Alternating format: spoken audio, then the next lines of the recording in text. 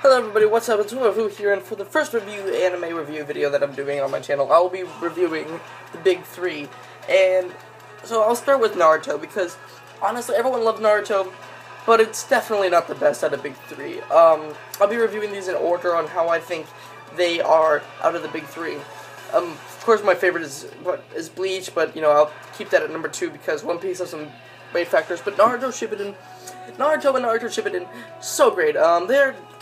This is what I like to call the second generation of the big three, because of course the first generation of the big three I think would be Dragon Ball Z, Cowboy Bebop, and Sailor Moon. 3 of them right there. But yeah, and you know, Naruto Shippuden and Naruto, they are really good anime. You know, every time in Naruto, regular Naruto, whenever there's like a power up or something, it's huge, because most of them are strategic. Like when you see the Uzumaki Barrage, when he's doing the fight against Kiba with the Chunin exams, you know, there's all that, and also like the strategies they use are so awesome. And then in Naruto Shippuden, they got these huge power. You got all these huge powers like the Rasen Shuriken, and when you get the Toad Sage, and now the Sharingan is better than the Byakugan. And in the Naruto, we thought the Byakugan was because of the All-Seeing Eye was way better than the Sharingan. And you learn more about Konoha Village, because I watched every episode of Naruto / Naruto Shippuden, even all the fillers today so far. I just watched the newest one this morning. I will be reviewing the Naruto Shippuden One Piece episodes as they come out too. But it's just, there's something about it that's just so awesome about Naruto compared to Naruto Shippuden. I think what Naruto is like I said earlier, it's more of the power. It's more of like the strategies, like how they're going to beat them. Like, again, in the manga, this fight against Kaguya, there's like, no jutsu affects her, so it's going to be all strategic. When Sasuke and Naruto do their thing, it's going to be all strategic, you know? And that's what most of Naruto was.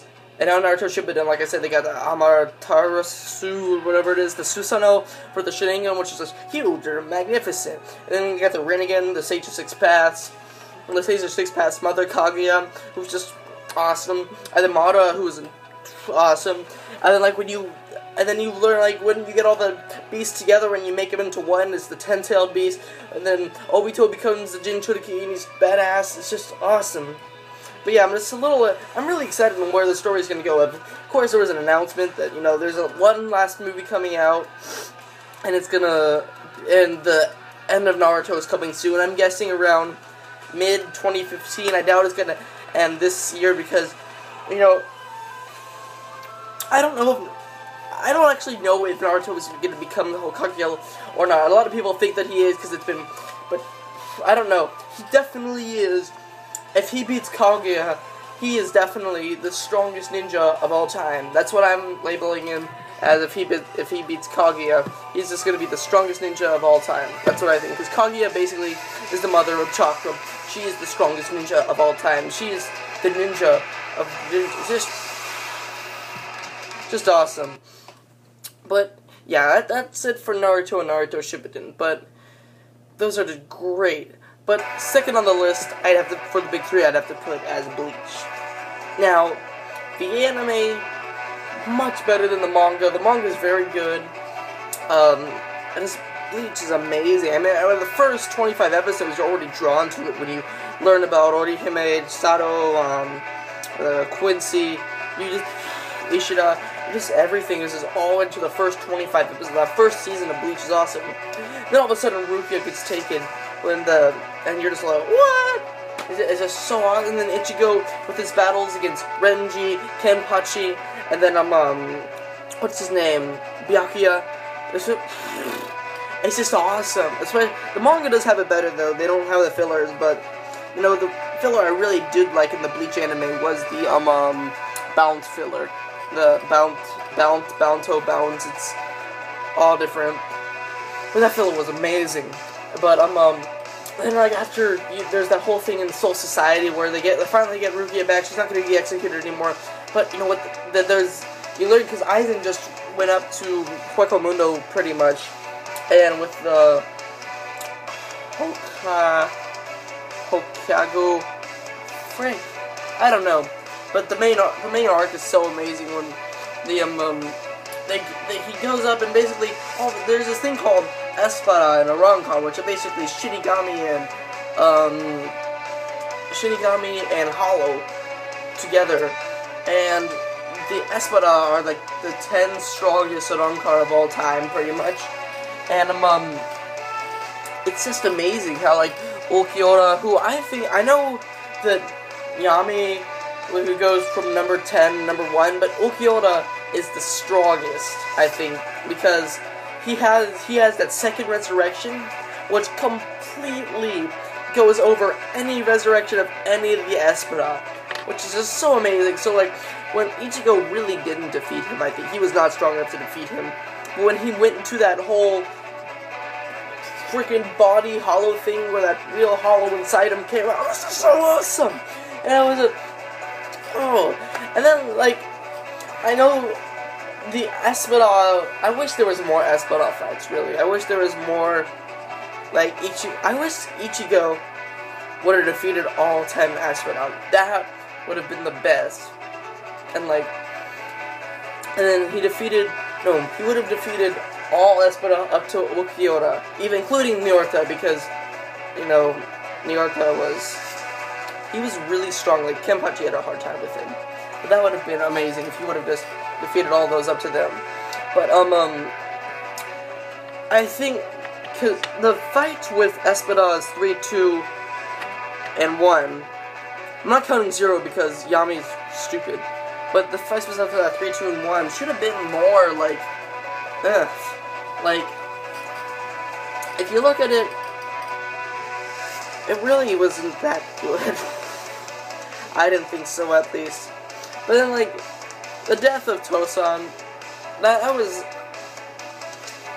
when Aizen killed him, that sucked. And then Kaoru is just, that was his best friend, even though he's blind, and that guy's a freaking fox dog, whatever, he was his best friend. And then when Gin dies, just all, it really, really captures how evil Aizen has become over the Hogyoku. But then again, when the final Getsuga Tensho, and Aizen just, the Hogyoku realizes that Aizen isn't strong enough. If anything, Ichigo should have the Hogyoku, but that's not going to work out, because Ichigo is a good person. He's not like Aizen. But it's just so amazing, like the manga, no one really liked the Fullbring arc. I liked the Fullbring arc, really, with the Executioners. I like the new arc. Now, I'm not going to spoil any of the new arc. You got to read the new arc. It's so amazing. I really hope, I know they're going to, I really hope they continue the manga after they finish the final arc. Like, I ordered, our mangas 55 to 61, 62. That's all the newest arc coming out, and I just can't wait for that. It looks so amazing. But yeah, Bleach is great anime. It is almost better than One Piece. I just can't believe how good it is. The anime, watching the anime, which is so amazing. But like I said, there's still one anime that's still over it, and you know, that is One Piece, obviously. One Piece is one of the very first animes to make it ginormous, except for Dragon Ball and Sailor Moon, and the exception of a couple other animes. One Piece is just so great. Both the manga and the anime are equally amazing. It starts out with this kid who's in the East Blue Sea who wants to become the Pirate King, little knowing that he actually has blood relations to the Pirate King. We still haven't talked about all of that yet in the both manga and anime, but it's just so amazing. You learn in the East Blue, you learn all that. You introduces all the characters in the Borrow Quirks. It's this huge fight with this thing called a Warlord. It's Sir Crocodile. There are these 7 pirates. Oh my god, I have this really bad itch nose. I'm sorry, guys. There's just 7 pirates that there's 7 pirates that are basically run by the government, and he defeats one. After that, there's this story called Skypiea, where there's a sky island, and it's probably my least favorite story arc next to Thriller Bark.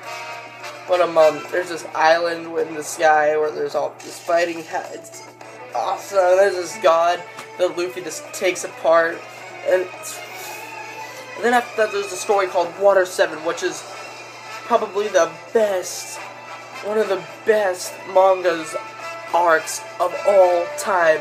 I'm talking like, and I critique a lot about mangas. This is one of the best of all time.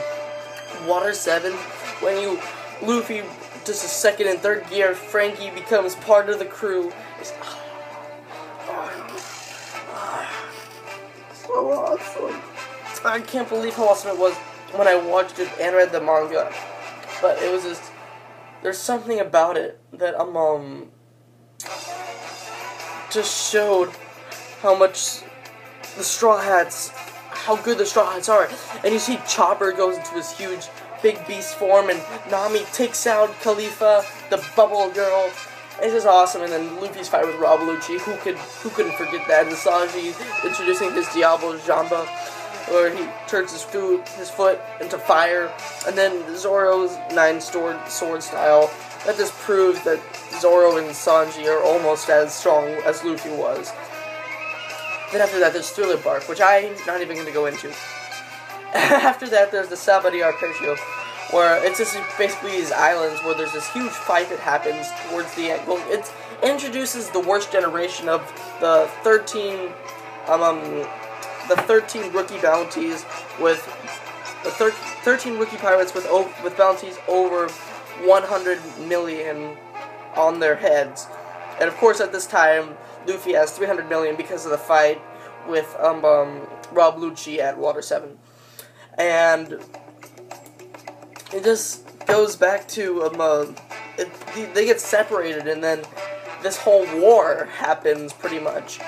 And after they get separated, and this war between, because Luffy's brother Ace, well, technically brother, just got